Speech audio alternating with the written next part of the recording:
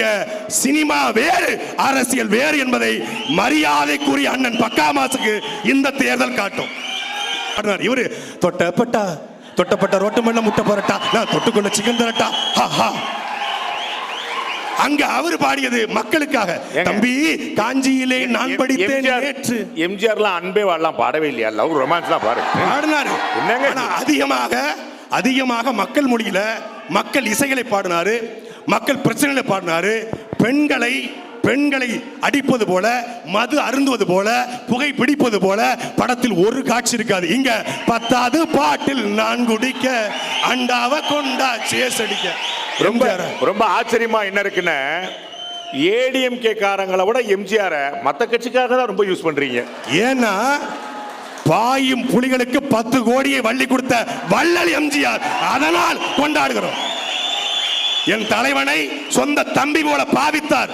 தம்பி உனக்கு நாடு அடைய எவ்வளவு தேவைப்படும் நான் தருகிறேன், நீ சண்டை போடு என்று சொன்ன தலைவன் எம்ஜிஆர். ஆனால் அதே ஈழத்தமிழருக்கு 500 ரூபாயை தூக்கி கொடுத்த வள்ளல் நம்ம பக்கா மாசு. மரியாதைக்குரிய தாவேக்கா அண்ணன்மார்களே, என்னுயிர் தம்பிமார்களே, நீங்கள் கவலைப்படாதீர்கள். உங்கள் முகம் கவலை தெரிகிறது. கடைசி ஆடியோ லான்ச் என்று கவலைப்படாதீர்கள். லாஸ்ட் டான்ஸ் என்று கவலைப்படாதீர்கள். லாஸ்ட் செல்ஃபி என்று கவலைப்படாதீர்கள். லியோ 2 உங்கள் தலைவர் நடிப்பார், நாங்கள் நடிக்க வைப்போம். உங்களுக்காக அந்த தியாகத்தை நாங்கள் செய்வோம். கவலைப்படாதீங்க. லியோ 2, மாஸ்டர் 2, ஜனநாயகன் 2, கத்தி 2 எல்லாம் வரும். சர்க்கார் 2 கூட வரும். கவலைப்படாதீங்க. வரும். கவலையே படாம இருங்க. அதனால நல்லா ஜாலியா என்டர்டெயின்மென்ட் பண்ணுங்க. மரியாதைக்குரிய பக்காமா சொல்றாப்ல, பக்காமாசு,